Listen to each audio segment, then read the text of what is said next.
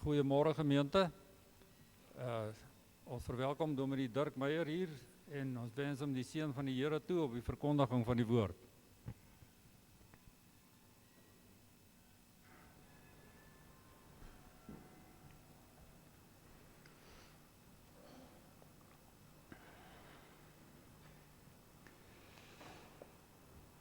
Broers en susters, dit is 'n heerlike voorreg om vandag hier by mekaar te wees.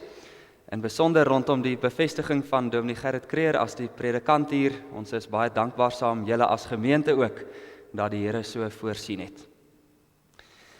Daar is net die volgende paar afkondigings namens die kerkraad. Ons dra al ons senior lidmate voortdurend aan die Here op vir seën, versorging, liefde en sy genade. En dan sê ons baie geluk aan Tannie Hanna wat 'n agterkleinseun ryker geword het by San Marie. Mag hy vir julle as familie tot baie vreugde wees. En dan ook hartlik geluk aan oom Frans en Tannie Bets wat ook onlangs hulle 58ste huweliksherdenking gevier het. Ons is dankbaar voor die Here daarvoor. Ons bid ook in besonder vir Tannie Paula wat sukkel met haar gesondheid. Ons bid dat daar krag uit die hand van die Here mag kom. En dan baie geluk ook vir almal wat in hierdie week verjaar. Die 14de Gerrit Venter, 16de Marina Griffin, 17de Eddie van Wyk, die 18de Chokkie Marx en die 19de Tuisie Wasserman. Ons bid julle almal 'n baie geseënde nuwe lewensjaar toe. En dan het ons die attest ontvang en sê baie welkom aan dominee Gerrit en suster Rika Kreer vanaf die Gereformeerde Kerk Centurion en bid hulle die Here se seën saam ook hier in die Here se gemeente toe. Dominee Gerrit wat vandag bevestig word, lewer DV volgende Sondag die 21ste April sy intreepreek. Daar is katkesasie vandag na die erediens, dan word les 9 behandel. Die offergawes vandag onder die diens is vir die diens van barmhartigheid en die deurkollekte is vir ekumenisiteit met die jeug van Oos-London en volgende Sondag vir emeritaatsversorging. En dan laastens die diakens vra weer ons gemeente se hulp met die insameling van nie bederfbare voedsel vir die Dirk Postma Ouetehuis. In April versamel ons weer koffie en tee. En dan word almal hartlik uitgenooi vir koffie en tee na die erediens ook rondom die bevestiging van dominee Gerrit Kreer.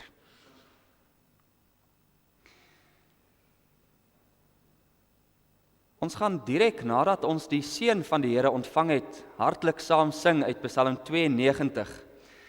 Daar sing ons: Wie sou die Heer nie prys nie, as weer met 'n nuwe gloed 'n rusdag ons begroet. En so gaan ons ook die Here saam loof, direk na die seën, Psalm 92 vers 1 en vers 2. Ek slaan my oë op na die berge, waar sal my hulp vandaan kom? My hulp is van die Here alleen, wat die hemel en die aarde gemaak het, wat getrou is tot in ewigheid, en wat nooit die werk van sy hande laat vaar nie. Geliefde broers en susters, genade, barmhartigheid, vrede vir julle van hom wat is, en wat was, en wat kom, en van die 7 geeste wat voor sy troon is, en van Jesus Christus, die getroue getuie, die eersgeborene uit die dode, en die owerste oor die konings van die aarde. Amen.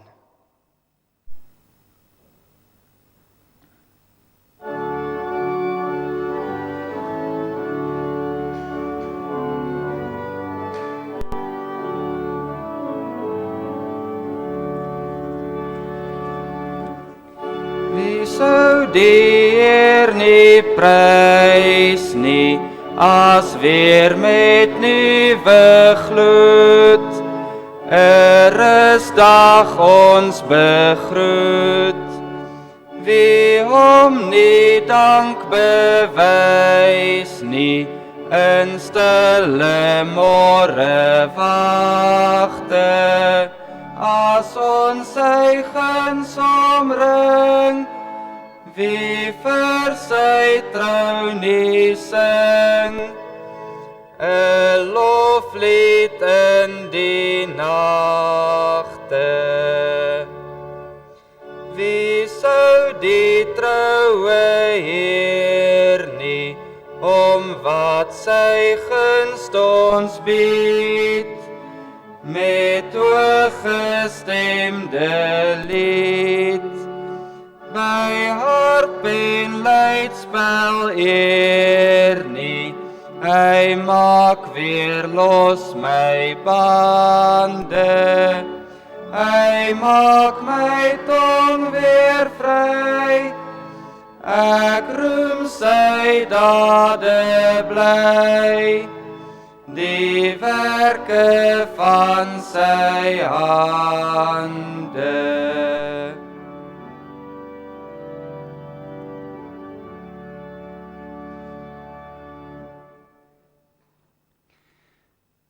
Kom ons bely nou van harte saam ons geloof in die Here.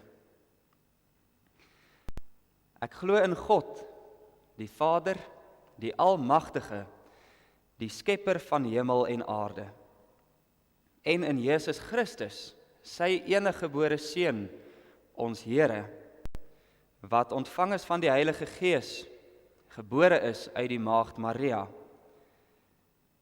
wat gelei het onder Pontius Pilatus, gekruisig is, gesterf het en begrawe is, en die angste van die hel tot in die dood ondergaan het, wat op die 3de dag weer opgestaan het uit die dood, opgevaar het na die hemel, en sit aan die regterhand van God, die Almagtige Vader, waarvandaan hy sal kom om die lewendes en die dooies te oordeel. Ek glo in die Heilige Gees. Ek glo aan 'n heilige, algemene Christelike kerk, die gemeenskap van die heiliges, die vergewing van sondes, die opstanding van die liggaam, en ek glo aan 'n ewige lewe. Amen.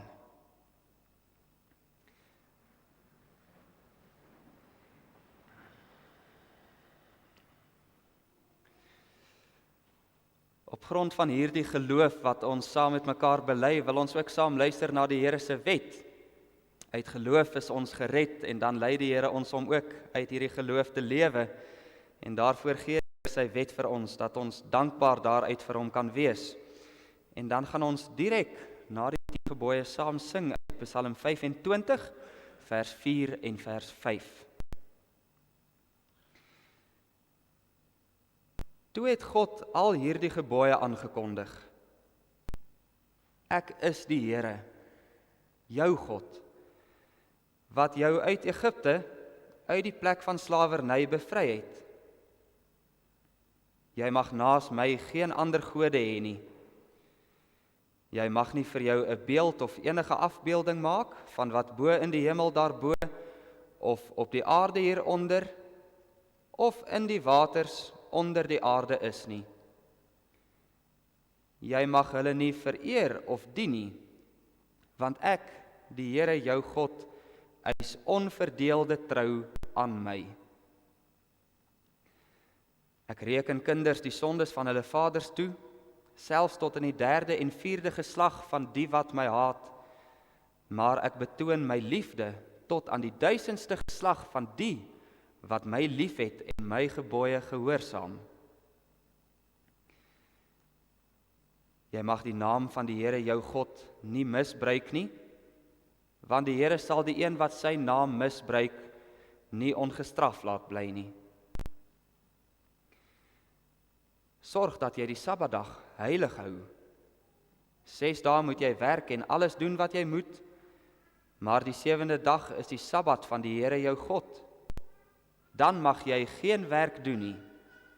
Nie jy of jou seun of jou dogter, of die man of vrou wat vir jou werk, of enige dier van jou, of die vreemdeling by jou nie. Die Here het in 6 dae die hemel en die aarde gemaak, die see en alles daarin.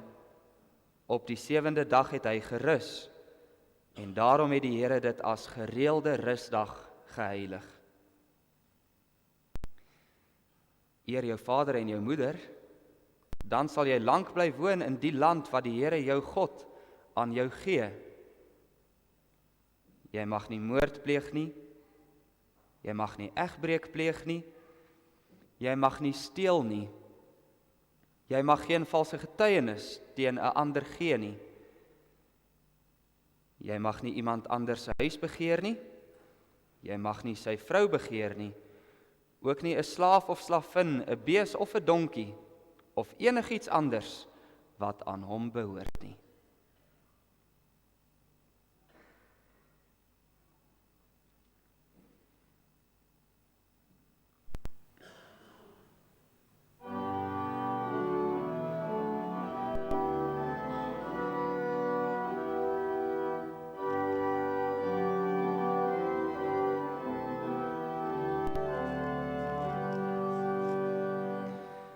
God is goed in al sy handel, en sy pad is enkel reg. Daarom laat hy sondaars wandel in die waarheid van sy weg. Hy sal met sy hand lei wat verdwaal was en verlore. Wie sagmoedig is, laat hy wandel op sy regte spore. Ja, Gods weg is goedheid, klaarheid, en sy werk altyd getrou. Vir wie wandel in sy waarheid, en op sy beloftes bou. Wil my dan u naam ter eer, al my sonde skuld vergewe, want ek het teen u, o Heer, swaar en menigmaal misdrewe.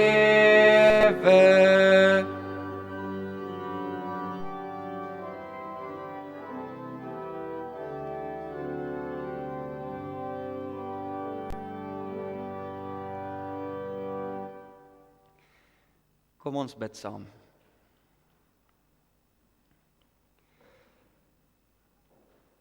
Ons almagtige God en Vader in die hemele, U is oneindig getrou aan U self en oneindig getrou aan U beloftes en oneindig getrou aan ons. Nietige mense wat so min verdien, want ons weet wie ons is, klein en verganklik, en boonop dit ook nog sondig. En U is regverdig en heilig. Die sonde kan nie ongestraf bly nie.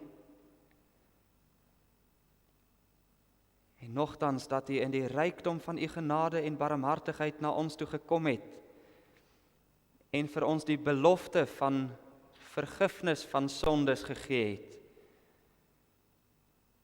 En ook daaraan is U so oneindig getrou dat Christus betaal het aan die kruis en vir ons gesterf het, sodat ons kan lewe.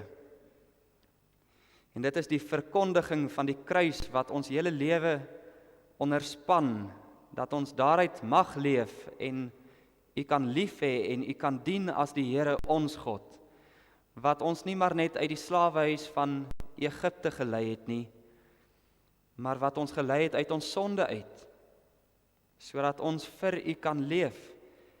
En dit is 'n lewe in groot blydskap en vreugde. En so is ons dankbaar dat ons weer as u kinders hier by mekaar kan wees vandag. In besonder rondom groot blydskap en feesviering. Ons mag getuies wees van 'n woordbedienaar wat bevestig word, een wat u geroep en gestuur het om u woord vir ons te kom bedien. Ons is dankbaar vir u woord. Dit keer nooit leeg na u toe terug nie, net soos wat die reën, wat die afgelope paar dae ook weer so oorvloedig geval het, die aarde deurvogtig en dit bring vrug voort. En dit beur ons op en dit laat ons met 'n gerusheid uitsien na die tye wat ook voorlê. Net so ook kom u woord en 'n bedienaar van u woord. En ook dit dra vrug in u gemeente en ook in hierdie gemeente wat u hier by mekaar geroep het.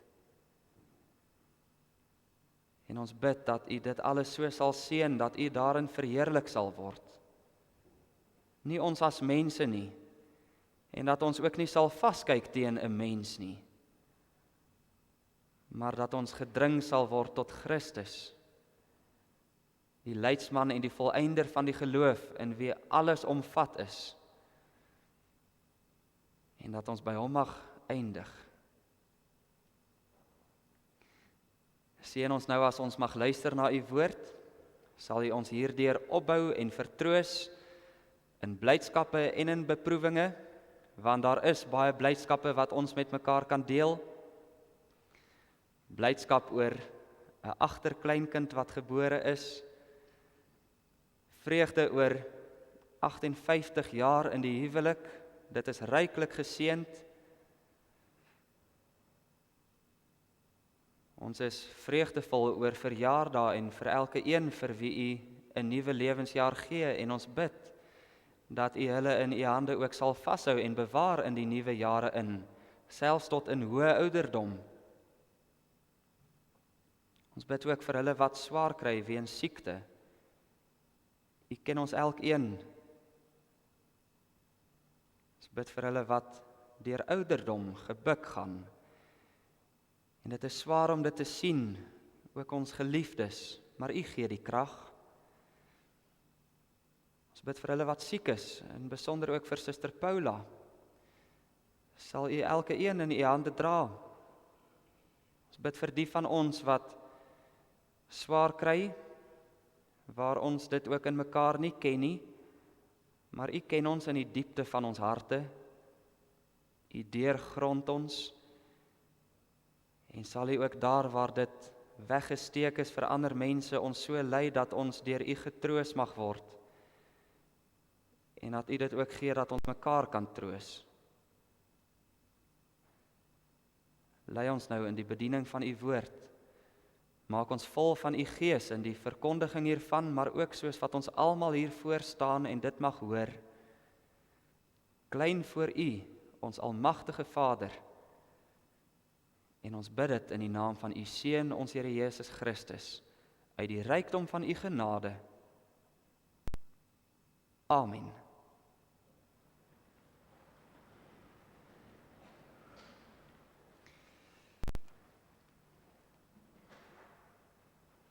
Ons luister vandag saam na die Here se woord uit 1 Korintiërs hoofstuk 2.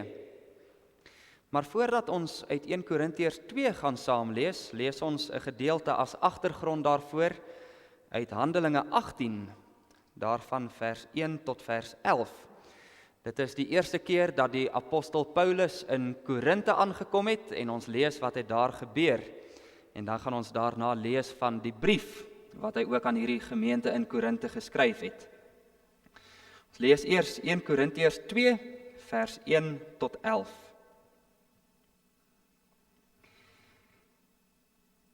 Hierna het Paulus Athene verlaat en na Korinte toe gegaan. Daar het hy vir Aquila, 'n Jood wat in Pontus gebore is, ontmoet. Hy het kort tevore saam met sy vrou Priscilla uit Italië daar aangekom, nadat keiser Claudius beveel het dat al die Jode Rome moet verlaat. Paulus het hulle gaan opsoek, en omdat hulle net soos hy tentmakers van beroep was, het hy by hulle ingetrek en saam met hulle gewerk. Maar elke Sabbatdag het hy in die sinagoge met die mense geredeneer en Jode en Grieke probeer oortuig. Nadat Silas en Timoteus van Macedonië af gekom het Paulus al sy tyd bestee aan die prediking om die Jode daarvan te oortuig dat Jesus die Christus is. Maar toe hulle aanhou verset en hom beledig, het hy die stof van sy klere afgeskit en vir hulle gesê: As julle verlore gaan, is dit julle eie skuld. Ek aanvaar nie die verantwoordelikheid daarvoor nie. Van nou af gaan werk ek onder mense wat nie Jode is nie. Toe het hy die sinagoge verlaat en na die huis toe gegaan van 'n godvreesende man met die naam van Titus Justus. Sy huis was net langs die sinagoge. Crispus, die hoof van die sinagoge, en sy hele huisgesin het tot geloof in die Here gekom. Ook baie ander mense in Korinthe wat die boodskap gehoor het gelowig geword en is gedoop. Een nag het die Here in 'n gesig vir Paulus gesê: Moenie bang wees nie, hou aan met preek en moenie stil bly nie, want ek is met jou.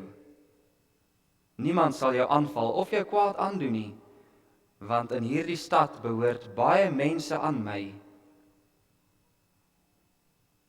Paulus het 1 jaar en 6 maande lank daar gebly en die mense onderrig in die woord van God. Ek lees tot sover saam wat daar in Korinthe gebeur het. Nadat het Paulus weggegaan van hulle af en op 'n volgende keer het hy weer daar aangekom en ook weer vertrek en daarna het hy vir hulle 'n brief geskryf. En dit is wat ons saam lees in die eerste brief aan die Korintiërs, 1 Korintiërs 2, net vers 1 tot vers 5. Wat my betref, broers, toe ek na julle toe gekom het om die geheimenisvolle waarheid van God aan julle te verkondig, het ek nie met hoë woorde of groot geleerdheid gekom nie. Ek het my voorgeneem om met julle oor niks anders te praat nie, as oor Jesus as die Christus en wel oor hom as die gekruisigde.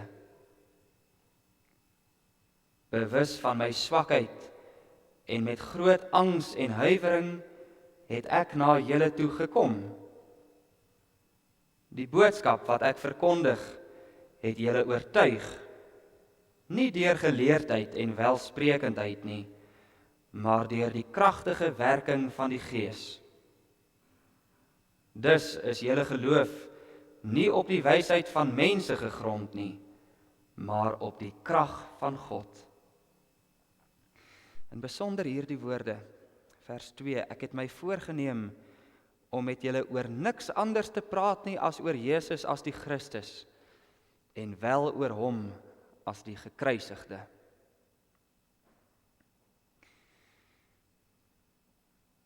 Geliefde gemeente in ons Here Jesus Christus, ons gaan net nou met die bevestiging van die nuwe predikant saam lees uit die formulier vir die bevestiging vir predikante. En dan lees ons in daardie formulier een sinnetjie wat vir ons so besonder saamvat, wat is alles wat hier gebeur vandag, as daar staan, ons glo dat Christus mense tot besonderse dienste in sy kerk roep.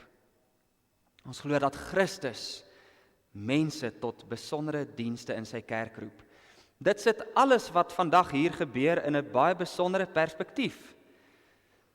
Vandag is 'n wonderlike dag met groot vreugde oor 'n nuwe woordbedienaar. En nogtans gaan vandag nie soveel oor daardie persoon nie. Dit gaan nie soveel oor die woordbedienaar as oor Christus wat hom geroep het nie. Die kerk is Christusin en die woord is Christusin en die woordbedienaar is Christus sin. Alles is syne. En dit is op hierdie selfde manier wat die brief van die apostel Paulus aan die Korintiërs begin, soos wat ons dit saam gelees het. Paulus vertel vir hulle, hoe het sy bediening daar gelyk? Hy begin vers 1, wat my betref, broers, toe ek by julle aangekom het, en dan vertel hy, wat het hy daar gedoen, maar vinnig kom 'n mens agter, dat dit nie soveel gaan oor Paulus wat daar gekom het, as wat dit gaan oor Christus wat hom gestuur het, en wat Christus deur hom daar gedoen het nie. En so mag ons baie besonders op hierdie feesdag luister, na die prediking van Christus as die gekruisigde Here. En daarin let ons inderdaad op die prediker wat die Here stuur, maar veel meer nog die prediking waarmee daardie prediker kom. Christus stuur predikers in sy gemeentes in, en hy stuur hulle met 'n baie besonderse prediking, en dit moet ons hoor. As Paulus vir die Korintiërs skryf, dan doen hy baie moeite om duidelik onder hulle aandag te bring, wat het hy daar onder hulle kom doen, en ook wat het hy baie beslis nie onder hulle kom doen nie. Veral dit, waarmee het hy homself nie besig gehou nie. So begin hy, toe ek by julle gekom het ek nie met hoë woorde of groot geleerdheid gekom nie. Van die staanspoor af moet hierdie mense baie goed weet, in die kerk en in die bediening van die kerk, gaan dit nie oor mense nie. Dit gaan nie oor die predikant nie. Die predikant is nie iemand wat kom met groot praatjies en menslike wyshede, wat jou miskien vir 'n rukkie kan gryp, maar dan is dit ook weer verby nie. En daarom herhaal Paulus dit ook weer in vers 4. Die boodskap wat ek verkondig het julle oortuig, nie deur die geleerdheid en welsprekendheid nie. Daardie woordjie geleerdheid in ons vertalings, ons kan dit ook vertaal as oorredende woorde of selfs meer letterlik nog aanloklike woorde. En dan is daardie aanloklike woorde nie 'n positiewe begrip nie, is eintlik negatief bedoel. Iemand wat kom met dinge wat baie mooi aanloklik vir jou gemaak is, so asof jy met jou woorde iets nog mooier moet maak as wat jy dink dit is. Jy moet dit in 'n mooi verpakking sit, dat jy dit met jou aanloklike woorde kan verkoop. En dit is inderdaad wat op baie plekke in ons samelewing gebeur. Mens sien dit in advertensies van 'n produk, waar dit met soveel woorde ingekleur word om dit aan mense af te smeer, en dan is daardie produk in werklikheid net nie so goed nie. Mens sien dit ook in die politiek, veral in hierdie tyd wat ons nou instap, waar dit tyd raak vir 'n verkiesing, groot woorde en wyshede wat mense kwytraak, mooi beloftes, heuning om die mond, politici bemark hulle self, koop my, volg my. Op plekke gebeur dit ook in die kerk. In Paulus se briewe aan die Korintiërs was dit een van sy bekommernisse. In 2 Korintiërs 11 vers 5, dan skryf hy oor ander mense wat ook daarna die Korintiërs toe gekom het en hulle self voorgedoen het as apostels wat met baie mooi woorde baie dinge vir hulle probeer sê het. In die oorspronklike taal daarin 2 Korintiërs 11 vers 5, dan noem Paulus hulle hierdie superapostels, hulle wat hulle self so hoog en so verwaand hou, wat met gladde woorde baie dinge sê. Hulle was goed, menslik gesproke. Die mense het aan hulle lippe gehang. Maar nou skryf Paulus, presies dit is wat ek nie kom om vir julle te doen nie. Ek het nie gekom met geleerdheid en groot woorde en menslike wysheid nie. Dis nie wie ek is nie, want dit gaan nie oor my nie. Ek hoef nie soos 'n bemarker die evangelie mooier te laat lyk as wat die evangelie alreeds is nie. Ek hoef nie soos 'n politikus myself te verkondig dat julle vir my moet stem en my moet volg nie. Die waarheid van die woord, dit spreek vir sigself. Die waarheid is klaar genoeg. Die waarheid is die waarheid. Dit het my groot woorde en menslike wyshede nie nodig om staande te bly nie. Dit is genoeg. Dit kan staan op sy eie. En tog moet ons ook hierby noem, broers en susters, as Paulus sê, hy het nie gekom met hoë woorde en geleerdheid nie, beteken dit nie dat hy sonder woorde of sonder geleerdheid gekom het nie. Inteendeel, Paulus het ook 'n manier met woorde gehad. Lees maar sy briewe deur. Hy was ook in 'n sekere sin geleerd gewees, toegerus vir die bediening wat die Here vir hom gegee het, soos wat ook predikante vandag toegerus word vir die bediening wat hulle moet kom doen. Die probleem lê nie daarin nie. Die probleem lê wel by wat jy daarmee doen. Iemand wat kom met hoë woorde en sy eie vertoon, sy doel is om homself te bemark, om 'n skare op te sweep, om jou as persoon te volg. Maar die opregte prediker, sy gedagtegang is anders. Ek hoef my woorde nie in te span dat mense my moet volg nie. Hulle kan van die predikant vergeet. Ek weet wie my gestuur het, Christus. Ek weet wie gevolg moet word, Christus. Ek moet hom net bedien met die woorde wat aan my gegee is. Dit is so wonderlik, broers en susters, as 'n predikant op 'n plek mag kom en hy mag vir 'n tyd bedien, soos wat Paulus vir 'n jaar en 6 maande daar in Korinthe bedien het. En aan die einde van die bedieningstyd kan men sê, ons het Christus gehoor. Sy stem het weer klink. Ons is opgeroep en opgewek om des te meer en des te beter hom te volg. Net so hartseer is dit as een predikant op 'n plek kom en as hy weggaan, val alles uitmekaar, want dan het dit gegaan oor die predikant en sy manier van praat en sy manier van dinge doen. Maar so gaan dit nie met die dienaars wat die Here stuur nie. Paulus moes vir die Korintiërs sê, soos in vers 3, bewus van my swakheid en met groot angs en huiwering het ek na julle toe gekom. 'n Stukkie van daardie angs en swakheid en huiwering het ons gesien toe ons saam gelees het uit Handelinge 18. Toe Paulus daar gekom het, toe was hy eensaam op sy eie.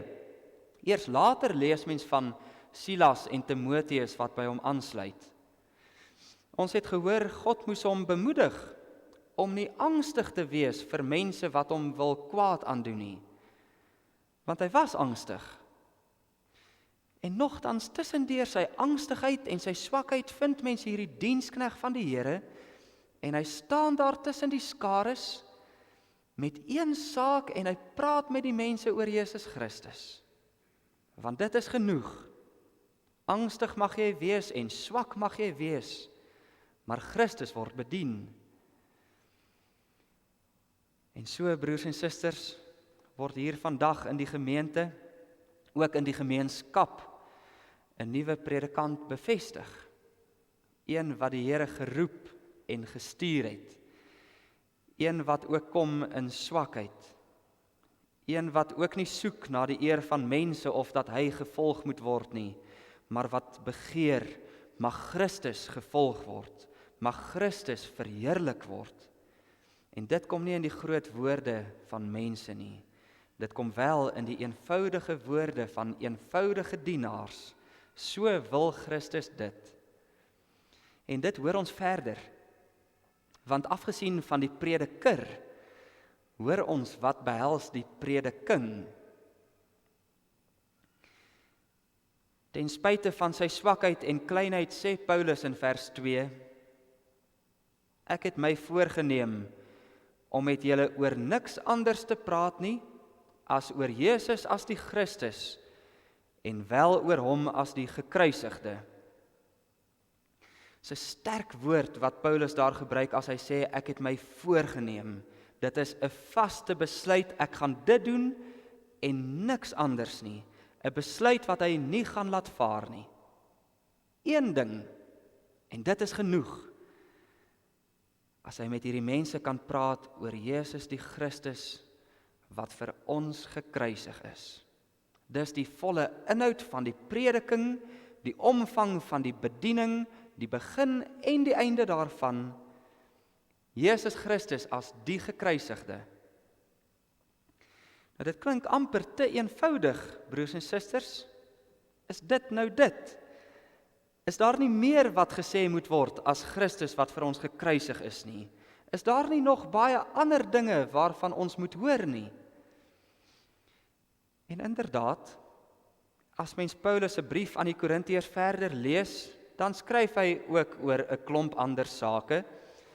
As die hoofstukke verder gaan in hierdie brief, dan skryf hy oor gawes in die kerk en hoe moet elkeen se besondere gawes in die kerk gebruik word. Hy skryf oor die huwelik en die lewe in die huwelik. Hy skryf oor offers en wat mag gelowiges eet. Hy skryf oor die opstanding uit die dood en ons verwagting vir die lewe na die dood. Dis 'n breë spektrum van dinge waaroor hy met hierdie Korintiërs praat, net soos wat daar in die bediening hier, vanaf die preekstoel en op huisbesoek en tydens katekisasie en tydens Bybelstudies oor 'n hele klomp dinge gepraat sal word. En nogtans dat Paulus dit sê, en in waarheid inderdaad dit ook bedoel, ek praat oor niks anders as Jesus as die Christus, en hy wat wel vir ons gekruisig is nie. Want of dit nou gaan oor die gawes in die kerk, of die lewe in die huwelik, en wat mag ons eet, en wat verwag ons in die lewe na die dood, in dit alles gaan dit oor Christus wat vir ons gekruisig is. Sonder die kruisiging sou niks daarvan daar gewees het nie. Daarin trek alles saam. 'n eenvoudige boodskap, nogtans 'n baie wonderlike, diepgaande boodskap. Ook 'n boodskap hartseer genoeg wat in die oë van die mense in ons wêreld rondom ons ongelukkig nie so wonderlik is nie. Veral in die tyd van die Nuwe Testament sou die mense eintlik dink hierdie boodskap van Christus wat gekruisig is verspot. Wie sal nou daarby staan? Wie sal sy lewe daaraan toewy om dit te verkondig? Want ons moet onthou, broers en susters, die kruisdood is nie 'n mooi nostalgiese prentjie soos dit baie keer in ons tyd vir ons voorgehou word nie. Die kruis was gruwelik. Dit was 'n bespotting. Dit was 'n vloekdood oorgelaat aan die slegste van misdadigers. Menslik gesproke nie iets om op te roem of iets om oor trots te wees nie. Watter mens sal nou sy geloof en sy hoop stel in iemand wat verlate van alles en almal doodhang aan 'n kruis? Vir die Jode was dit 'n struikelblok, vir die Grieke was dit dwaasheid. Vir ons in ons eie kultuur vandag is dit net so min iets wat vir ons sin maak. Ons kultuur sê, doen dit self. En as jy iets nie self kan doen nie, dan kry jy tog iemand wat sterker is en beter is as jy. Nie iemand wat swak is nie. Nie iemand wat sterf aan 'n kruis nie. Maar daar hang Christus aan die kruis. En dit is die volle verkondiging van die evangelie. Kyk weg van jouself en kyk na hom wat daar gehang het en stel jou volle vertroue nie net vir hierdie lewe nie, maar ook vir die lewe hierna in hom, want dit is genoeg. Dit is die krag van God. Vir die natuurlike mens maak dit inderdaad nie sin nie. Nie die manier hoe ons na mekaar toe kom nie, vol van vrees en bewing en sonder groot woorde. Nie die inhoud waarmee ons na mekaar toe kom nie, eenvoudig die boodskap van die kruis. Maar dis die wysheid van God, geliefdes. En as ons maar een ding in hierdie lewe kan ken, is dit Jesus Christus en hom as die gekruisigde. Dit is genoeg. Sonder mooi woorde, sonder groot vertoon, in die eenvoud van ons eie taal, en ons hoor dit, en ons glo dit. Want toe Christus daar gesterf het aan die kruis, was dit in die oë van mense wel swak, maar dit was die krag van God. Daar sterf hy vir ons sondes, en hy betaal vir ons sondes. Hy wis dit uit, en hy doen presies wat hy wil, dat ons kan leef. En die kruis het nog altyd sy opstanding in sig. Sy dood roep na die opstanding, die dood moet oorwin word, en daarin is ons hoop en ons troos. Dis die bediening waarmee die bedienaar kom, broers en susters, waarmee elke bedienaar moet kom, voor die een, na die een, wie dit ook mag wees, want of bedienaars nou verander, en of daar 'n ander kom, en 'n volgende een ook weer gaan oorneem, die een wat bedien word, is gister en vandag en tot in alle ewigheid altyd dieselfde, Christus. Dis die boodskap wat ons oortuig. En hierdie oortuiging, soos ons hoor in vers 4, dit kom deur die kragtige werking van die Heilige Gees. Die Gees wys vir ons hoe kragtig hierdie verkondiging van Christus is. En dit is krag wat ons inderdaad kan sien, broers en susters. Dink byvoorbeeld, wat het ons gelees van hierdie krag van die Gees in Handelinge 18? Paulus het Christus verkondig, daardie eenvoudige, diepgaande, wonderlike boodskap. Maar dan lees mens ook van die krag wat dit tot effek gehad het. En waar sien ons die krag van die Gees? By mense wat tot geloof kom en die evangelie glo. Ons het van 'n paar van daardie mense daar in Handelinge 18 op die naam gelees, soos Aquila en Priscilla en Titus Justus en Crispus en sy gesin. En dan is dit nie sonder rede dat ons hierdie mense se name lees nie, broers en susters. Dit is regte mense met regte name, in wie ons die regte krag van die Gees deur die evangelie sien.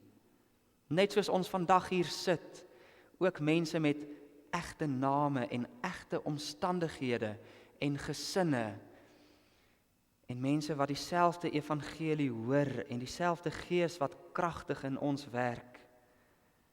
En dit moet ons hoor, 'n gemeente wat saamgevoeg word. U kom nie hierheen om na 'n predikant te luister nie. U kom wel om te luister na Christus. En dit mag die bedienaar wat geroep is, aan u kom bedien. Drink dit in en verheug u daarin. Dan bly die kerk ook staande. So sluit vers 5 van 1 Korintiërs 2 af.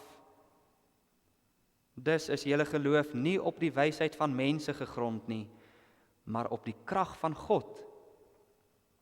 Sou hier 'n bedienaar kom met groot woorde en mensewysheid, dan sou julle as gemeente se geloof van hom afgehang het.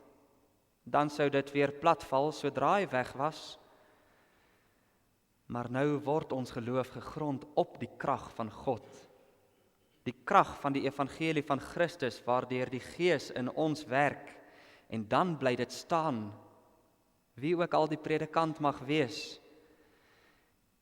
En nou in die Here se alwysheid ontvang julle hierdie predikant. God het dit so beskik. En mag die bediening daarvan inderdaad wees, in die swakheid van mense, maar in die krag van God. Ontvang hom as dienaar uit die hand van die Here. En mag Christus verkondig word, tot sy heerlikheid, tot ons vreugde. Amen. Kom ons sing nou in antwoord hierop saam Psalm 118 vers 12 en dan kan u daarna weer gaan sit, dat ons oorgaan tot die bevestiging.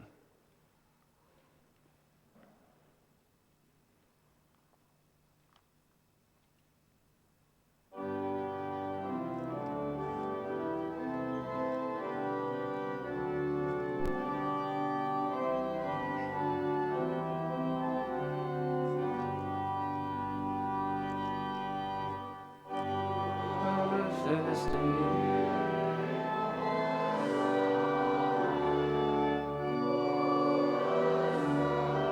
En God verblyd, sy goedheid volg hom in sy gange, sy goedheid duur in ewigheid. Loof vir ons huis met jubelsange. Gods goedheid ken geen grens of tyd, geen hede, toekoms of vergange. Sy goedheid duur in ewigheid.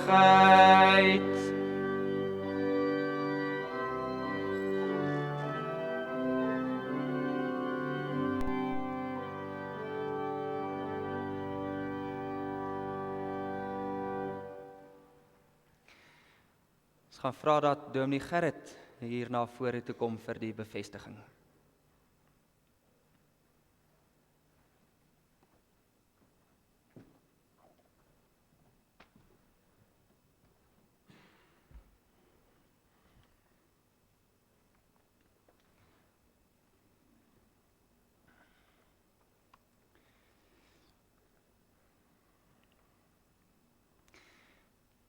Geliefdes in ons Here Jesus Christus, die naam van ons medebroeder Gerrit Kreer, wat hier teenwoordig is herhaaldelik in die gemeente afgekondig, nadat hy as herder en leraar van hierdie gemeente beroep is.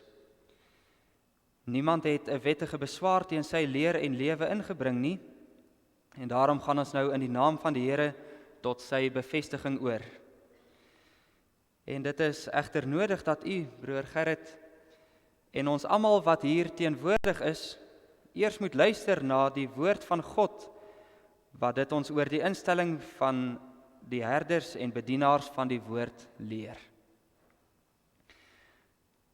Ons glo dat Christus mense tot besondere dienste in sy kerk roep. Daarom gee hy aan sy kerk apostels en profete, ander gee hy as evangeliste, ander as herders en leraars om die gelowiges vir hulle dienswerk tot opbouing van die liggaam van Christus toe te rus. As herder en leraar is u, geliefde broeder, geroep om die kudde van God wat aan u sorg toevertrou word, te versorg, te lei en te beskerm. U moet dit doen deur die verkondiging van die woord, die bediening van die sakramente, die diens van gebede en deur te help met die regering van die kerk. Die amptswerk is dus die volgende. Eerstens, u moet die woord van God grondig ondersoek en suiwer en eenvoudig aan die gemeente verkondig. As herder moet u vashou aan die betroubare woord wat volgens die leer is en dit reg sny. In die eredienste en by huisbesoek moet u die lidmate onderrig en vertroos, vermaan en teregwys volgens die eis van elkeen se omstandighede. Paulus sê immers, ek besweer jou voor God en die Here Jesus Christus, wat die lewende en die dode sal oordeel by sy verskyning en sy koninkryk. Verkondig die woord, hou aan, tydig en ontydig, weerlê, bestraf, vermaan in alle lankmoedigheid en lering. Tweedens, u moet die sakramente bedien wat die Here as tekens en seels van sy genadeverbond ingestel het. Uit die bevel van Christus aan sy kerk is dit duidelik dat die doop bedien moet word en sy dood by die nagmaal herdenk moet word. Derdens, u moet die naam van die Here in die erediens aanroep met skuldbelydenis, met lof en danksegging, en u moet vir alle mense voorbidding doen. Vierdens, u moet die verbondskinders onderrig in die kennis van die woord van God, gedagtig aan die woord van Christus aan Petrus, laat my lammers wy. 5. U moet saam met die ouderlinge oor die gemeente toesig hou en sorg dat alles ordelik verloop. Die gemeente moet teen dwaalleer beskerm word en lidmate moet nie sondig en sleg lewe soos die goddeloses nie. Vir die doel is aan die apostels en in hulle aan die opsieners, van wie u een is, die sleutels van die hemelryk toevertrou. En ten slotte, dit is ook u roeping om aan die wêreld die evangelie te verkondig en om die gelowiges op te wek om die naam van die Here Jesus voor die mense te bely. U moet ook die afgedwaaldes opsoek om hulle in die gemeenskap van die kerk terug te bring. U besef dus hoe heerlik, maar ook hoe verantwoordelik die roeping en die diens van die bedienaar van die woord is, terwyl u die volgende woorde van die apostel in gedagte hou. En dit alles is uit God wat ons met homself versoen het deur Jesus Christus en ons die bediening van die versoening gegee het, naamlik dat God in Christus die wêreld met homself versoen het deur hulle hul misdade nie toe te reken nie en die woord van die versoening aan ons toe te vertrou. Ons tree dan op as gesande om Christus wil, asof God deur ons vermaan. Ons bid julle om Christus wil, laat julle met God versoen. Broer Gerrit Kreer, u het nou gehoor wat u opdrag is, en daarom vra ons u nou om opreg op die volgende vrae te antwoord.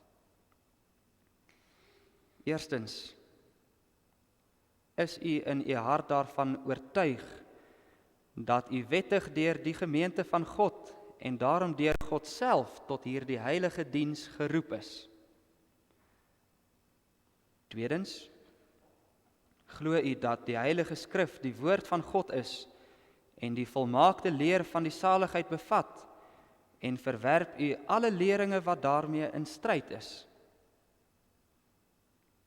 Derdens, beloof u om u goddelike opdrag getrou en met ywer ooreenkomstig hierdie leer uit te voer?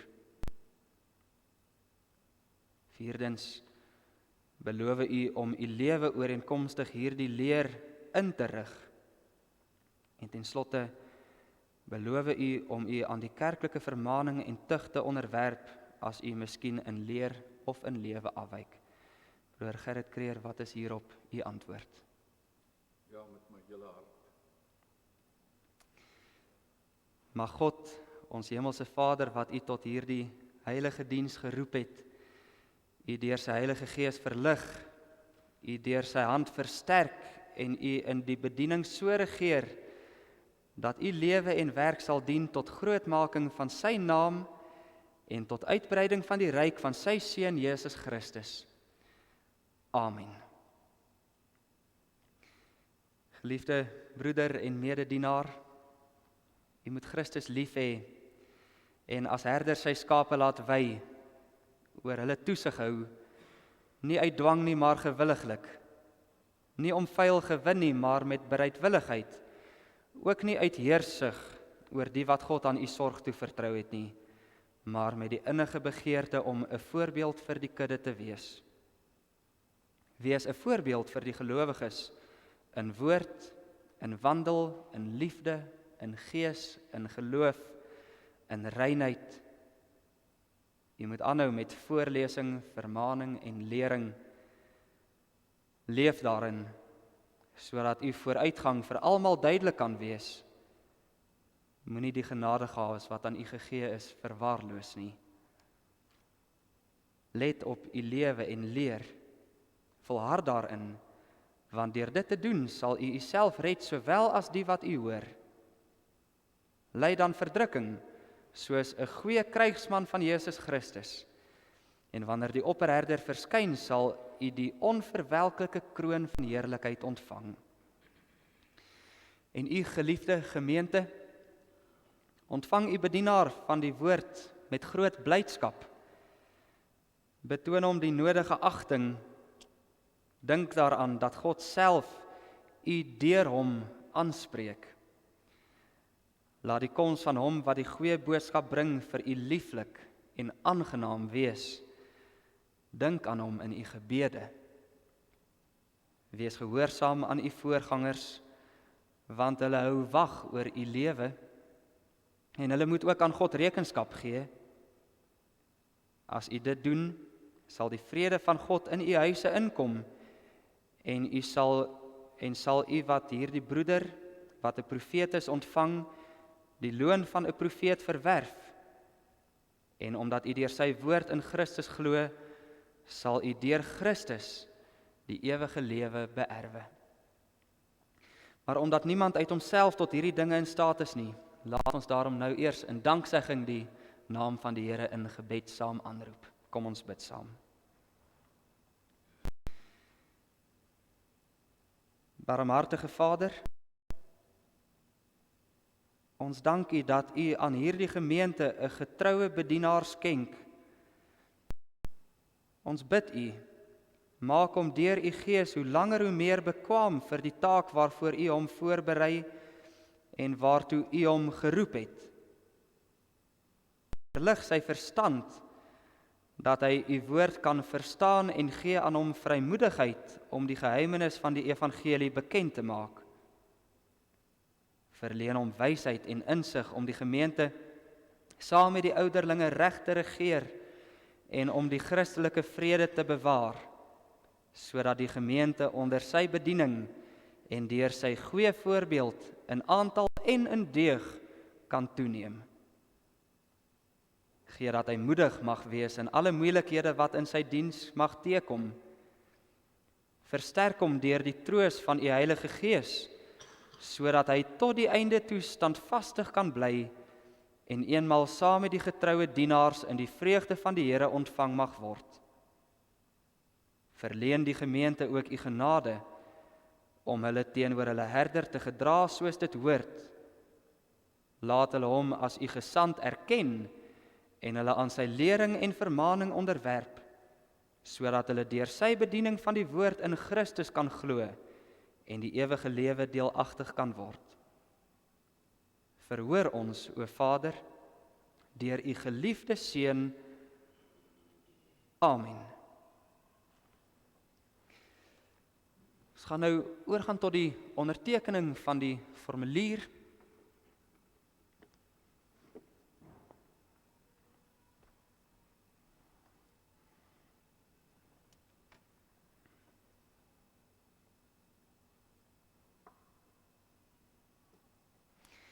Dan bid ons vir Dominee Gerrit die ryke seën van die Here toe, en dit gaan ons ook as gemeente nou saam doen deur saam te sing die seënbede van Psalm 134 vers 4.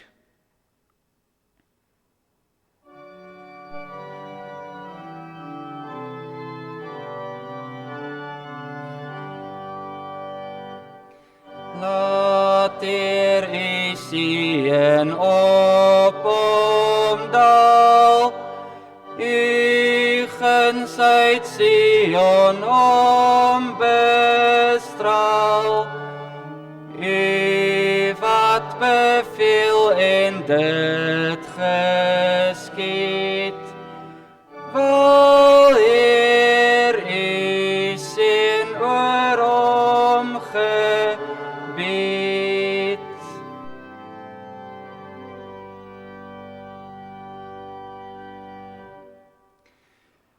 U kan weer gaan sit.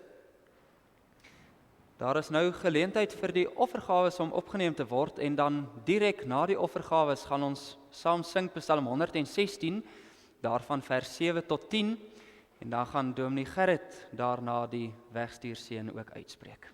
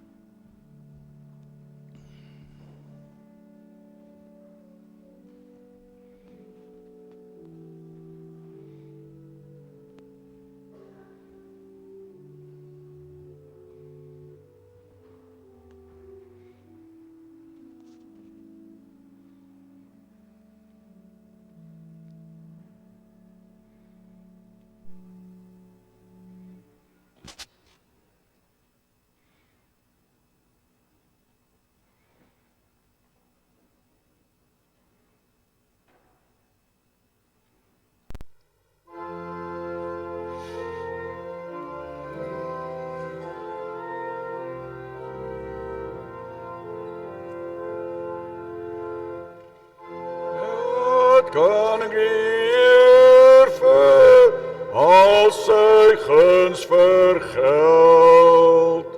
Wat kan ek hom bringe, dank vir sy genade? Ek sal hom prys vir sy verlossingsdade, en by die kelk van heil sy naam vermeld. Al my geloftes uitgespreke nood, sal ek betaal as ek voor U mag nader. Met die guns vol in U huis vergader, hoe kostlik hier is in U ooggedood.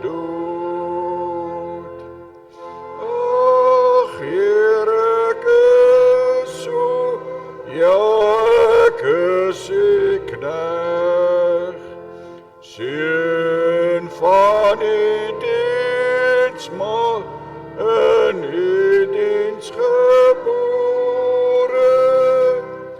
My band is los, vir oordiens verkore. Bring ek die offers aan U toegesig. Sal U naam met dank erkenntnis prys, te midde van die feestelike skare. Jerusalem, ek hoor om jou altare, die lofgeluk wat tot Gods eer verrys.